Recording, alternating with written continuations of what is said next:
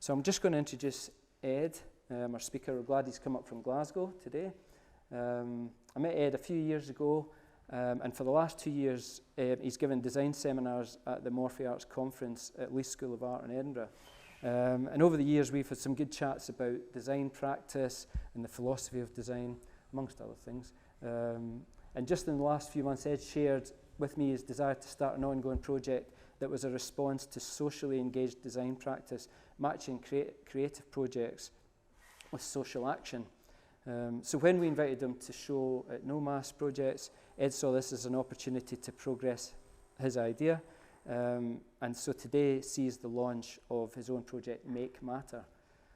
So we're happy for NOMAS projects to be used in this way, as we feel it fits the values and aims that we have socially, but also providing high artistic calibre. So Ed is a Glasgow-based designer, and he's a graduate of Duncan of Jornston. He currently works full-time as the creative director of O Street Design in Glasgow, but in June will cut his hours so that he can work 1 day a week for Make Matter. At O Street, he's worked on the visual identities for the National Galleries of Scotland and the Scottish National Gallery of Modern Art, and he's currently working on the identity for Home, which is the merger of Manchester's Corner House and the Library Theatre Company, and that opens in 2014. So we're extremely thankful that Ed has taken the opportunity to launch Make Matter through NOMAS projects. And I'm confident that what you're going to hear and see today will inspire and challenge you creatively. And so it gives me great pleasure to introduce you to Ed Watt. Thank you.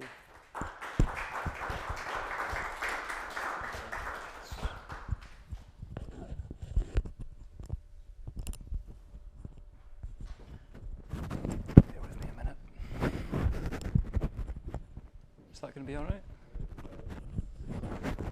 Hello. I've come from Glasgow. Oh dear, what am I doing there? Great, okay. Okay, hey everybody, it's amazing to see quite a few folk here. I kind of knew there'd be at least 5 folk, but yeah, it's great to see some new faces. And yeah, thanks first of all to the guys at NOMAS for giving me this opportunity. So yeah, just a quick introduction. Thought I'd say hello.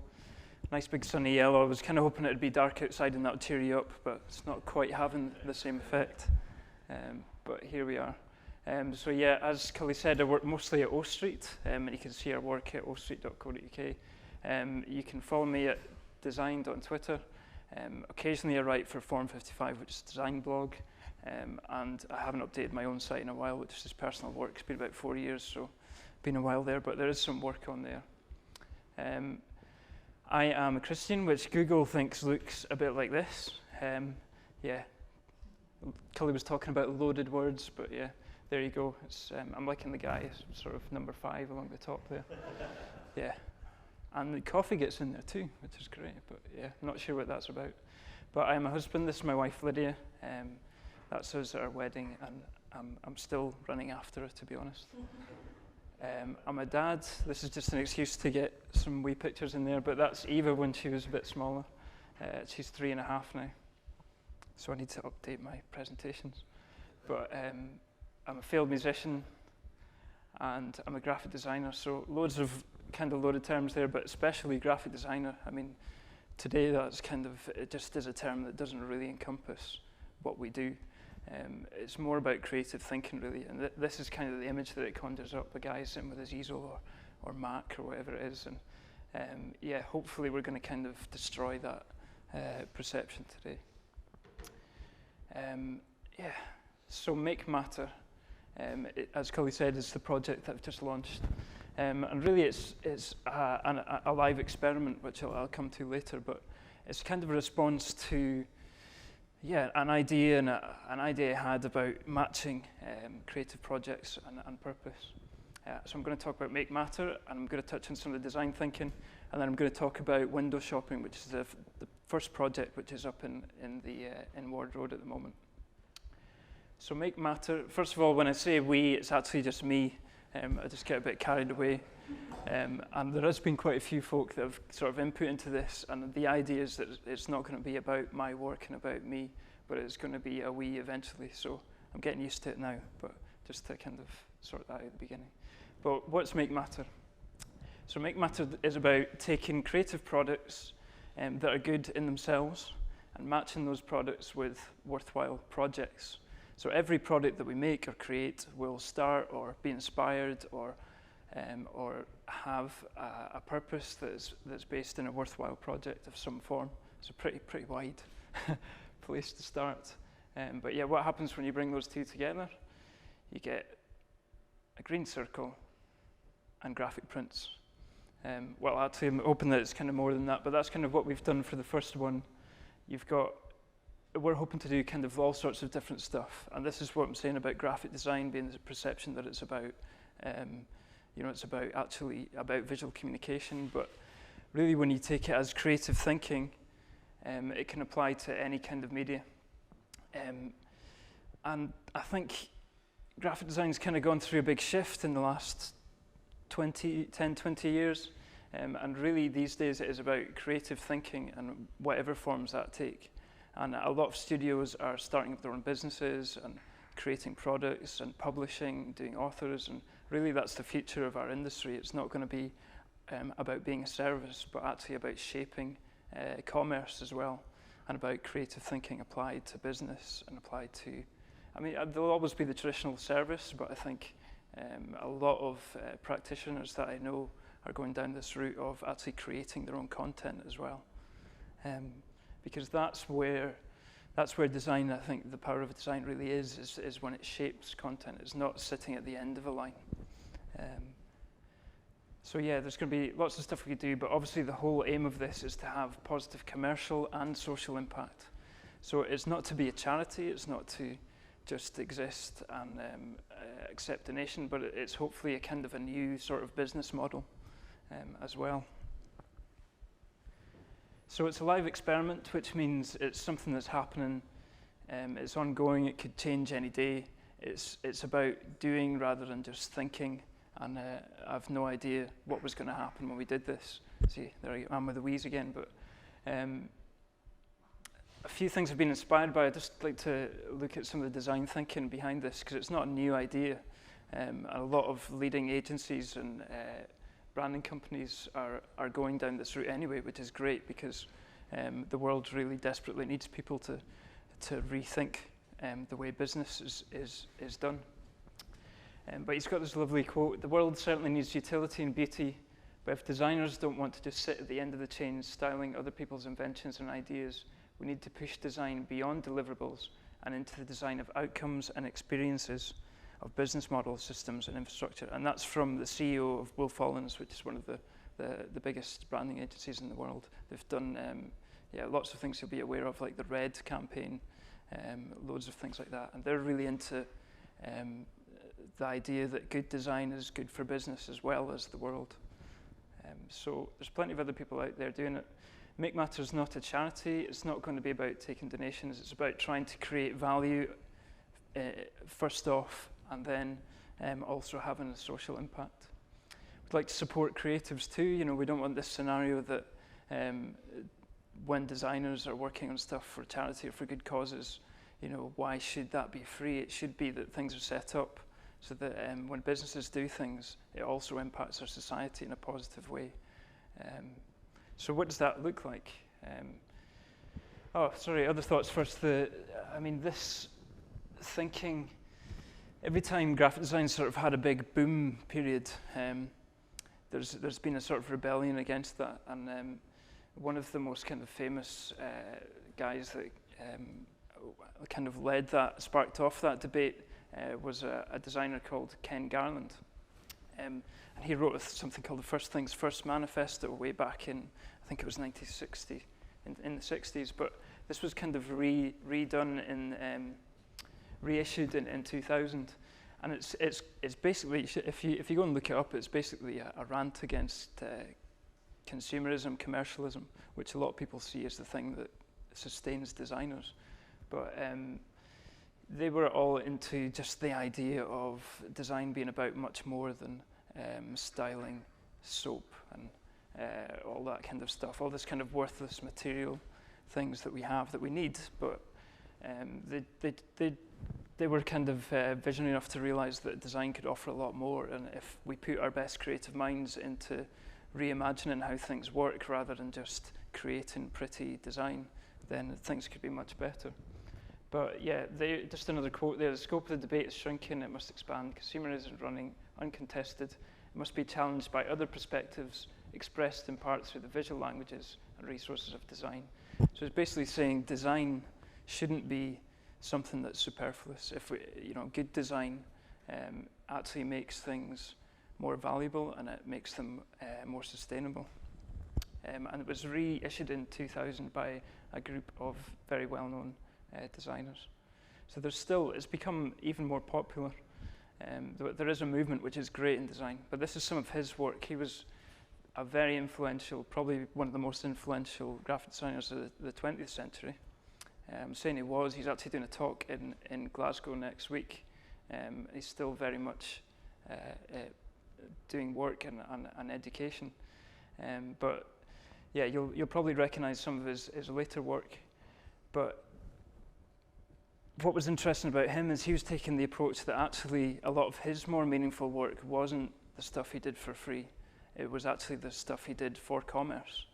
And there's this idea that the stuff that you do for commercial briefs, if you do it in the right way, could have more impact and be more meaningful than the stuff you're doing for free.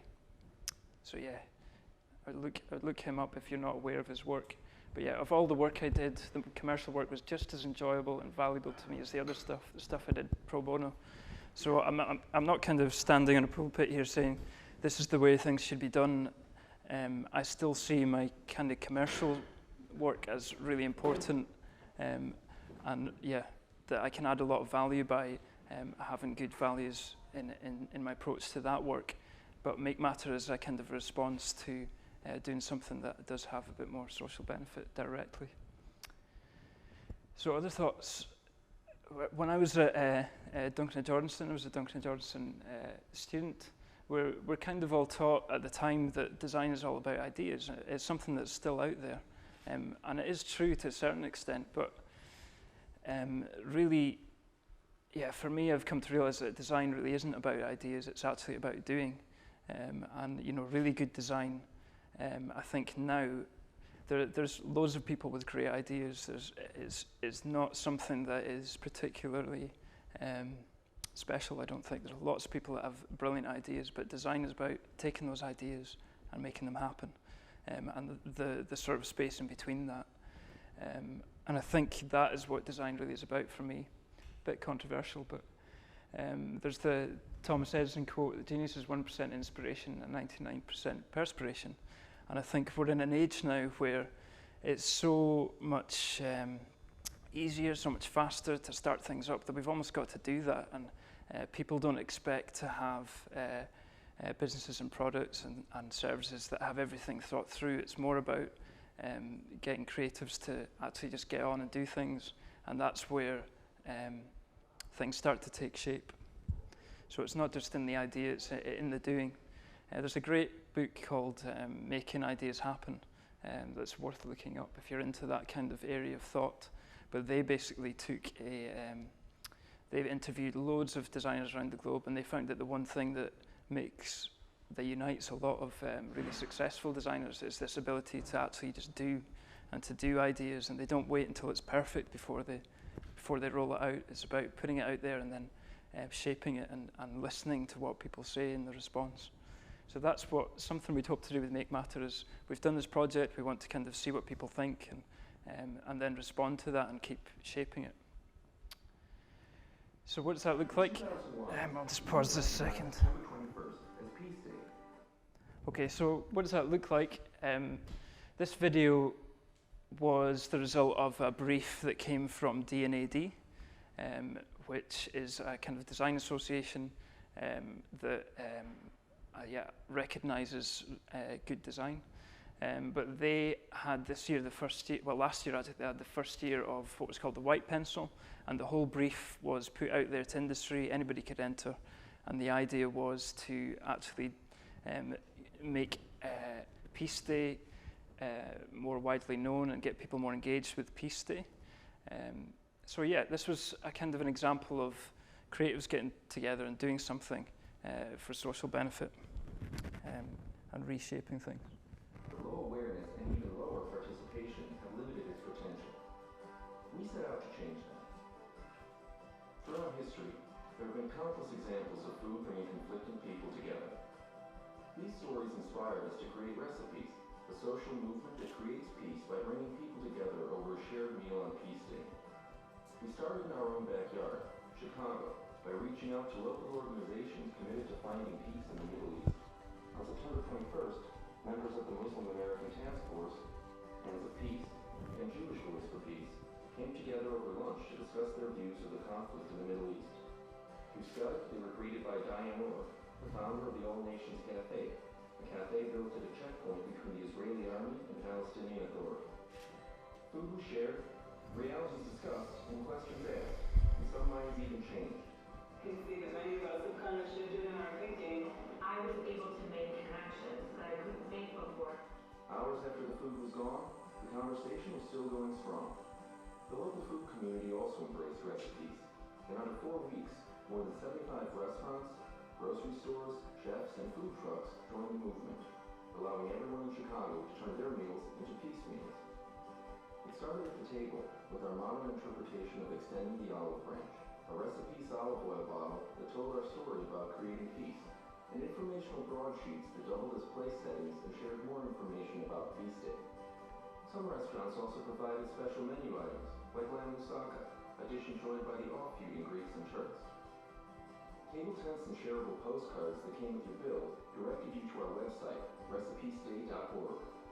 There, people pledged for peace and were given a few simple ways to fulfill that pledge. They could create their own peace meals from recipes that have brought people together through history, like in World War I, when opposing soldiers ceased fire to share plum pudding. People could also tweet for peace, encouraging feuding people to come together over food. We publicized the events of the day with restaurant posters, by turning dinner napkins into Recipes flags, and by taking the message on the road. Dozens of out-of-home locations were also donated.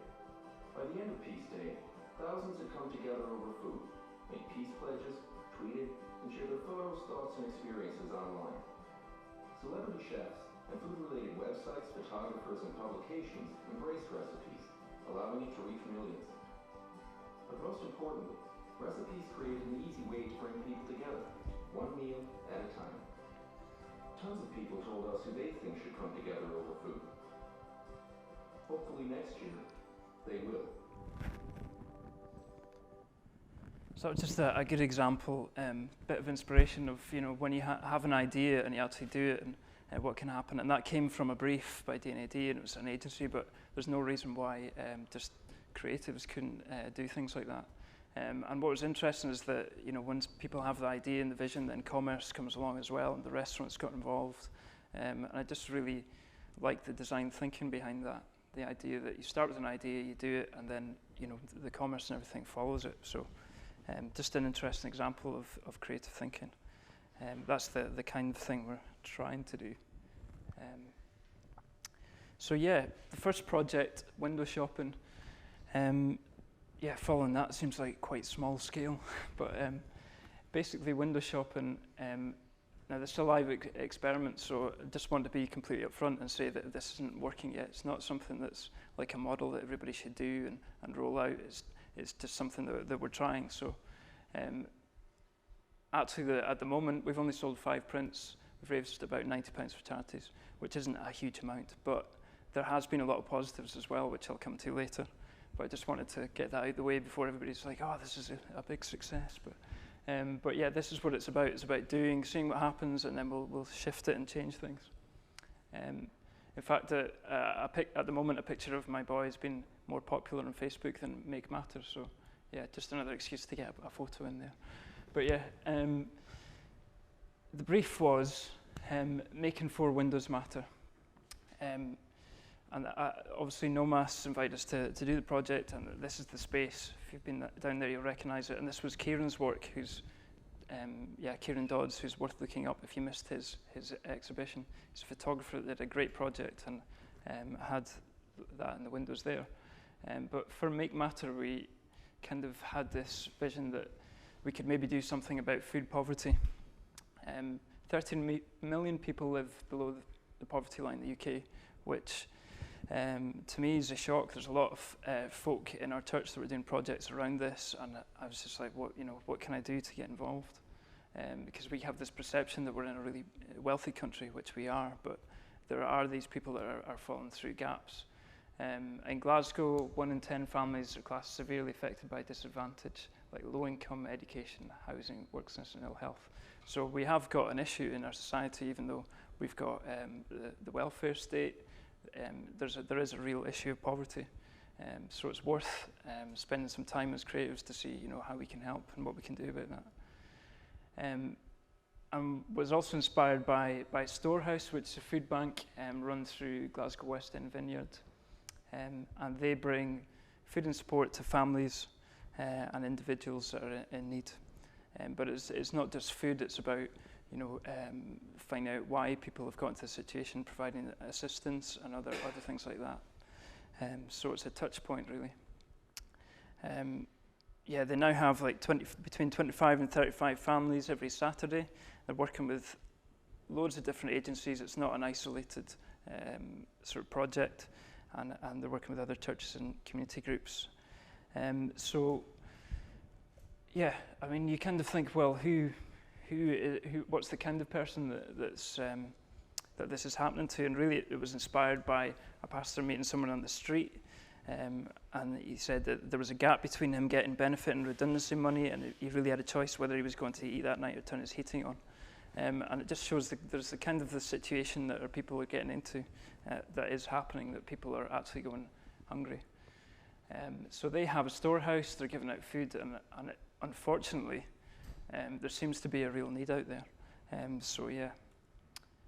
It is growing. It's similarly Dundee Food Bank, and Dave is here today from Dundee Food Bank, are doing great work in Dundee, providing food for families and people in crisis. There's some pictures there. I couldn't find any pictures of you, Dave, but you'll have to get them on there. They're doing great stuff. And as I say, it's not just about simply handing out food, but it's about putting these people in touch with the right support agencies and people that can then help get them out of their financial situation. Visually, there's obviously a lot in food to start off, and there's sort of lots of different ways I could approach this project. It was quite inspired by the idea of brands and their recognisability, and the sort of that does have a kind of a bit of an impact. When you see something you recognise, it does have a kind of effect on you. So there's obviously Andy Warhol's print, and I like the idea of subverting that, and just putting it into a new context in art. And there's obviously Banksy's sort of pastiche of that. That kind of inspired me to think maybe we can do some of food packaging and use the sort of power of brand to actually do something different. Selfridges also did a no noise shop last year, which completely took the branding off everything. And there is a bit of kind of brand fatigue in society. People are just, you get these messages at you everywhere. And I just thought this was a really innovative thing. You can imagine them pitching that idea to Heinz and saying, we're going to take your branding off everything and sell it, and them not quite understanding what they're trying to achieve. But the beauty of that project when they actually did it was amazing. It had a really good impact. Their posters and everything. It just had this, the idea of taking the branding away seemed to connect with people. So I wanted to kind of maybe look at that concept. I was also inspired by Sainsbury's Design Studio, who did some great work in the 60s and 70s. And their stuff was all really simple. Some of you guys might recognize some of this stuff, but I just like the sort of the flat color and the impact that some of these pieces had in contrast to what we have now, where it's almost like a lot of visual noise, where people are shouting really loud. They're putting a lot of effects and gradients and all that kind of stuff into their work, and loads of colors.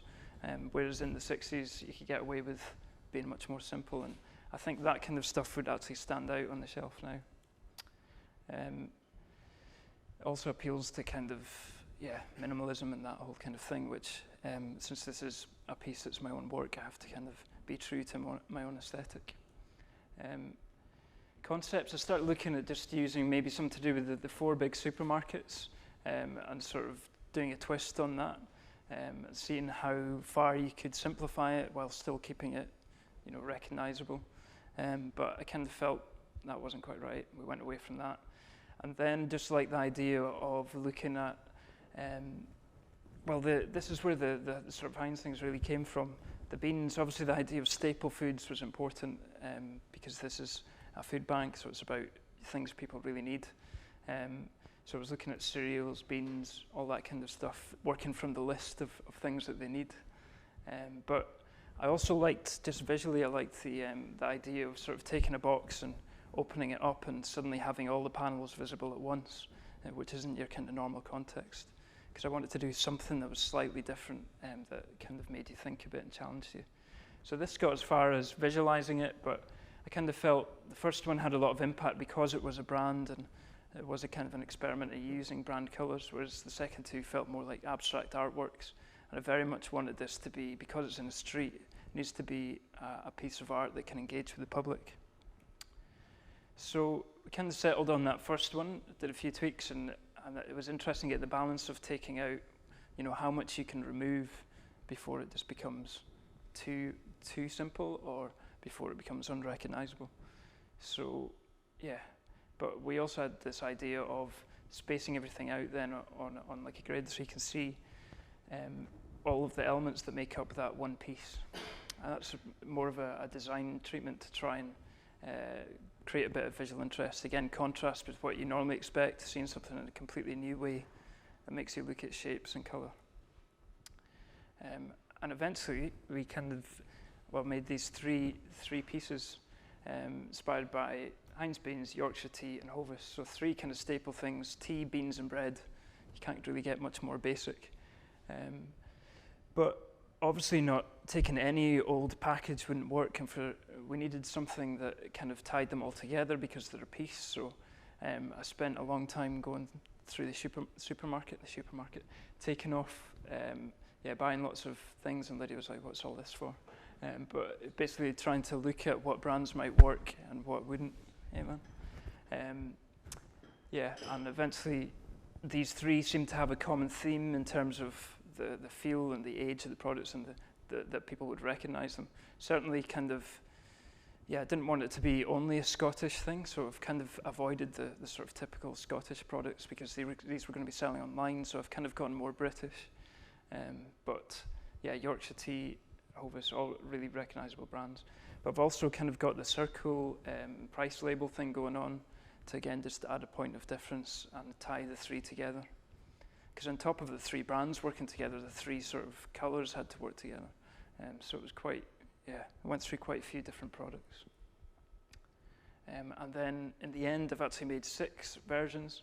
The first one that's sort of more really designed for the windows, and the second one that are kind of more maybe pieces of art that have a little bit more depth. So that's what's in the space just now, and I think the ones that you can buy are slightly different size and finish, but they're up in the window if you want to have a look. So the results, as I said before, we've only sold a few prints, but we have sold some of those prints to some pretty amazing people, which is great. They're obviously buying into the idea. And we've had loads of people visiting the site, bookmarking it, sharing it. So there has been a lot of interest in the project, which means we've now got a lot of partnerships and we've got a platform in place to actually do some more stuff and keep that live experiment going and develop something that hopefully does make quite a lot of social impact. So that's the project. I just thought then we could have a discussion. I don't know if you guys are designers, but I take it we'll have all sorts here, artists, creatives. So I thought it would be interesting to maybe discuss design that's only appreciated and valued by designers. Is that good or bad? is the impact designers can make limited by our clients and brief? That's kind of working in a commercial sense, or even an artist, if you're commissioned to do something, are you limited to what social impact you can have with that? Yeah, and just in general, making social and commercial impact together. So not just focusing on the social, but actually changing the way business works and functions, so we have a more sustainable, better society in general.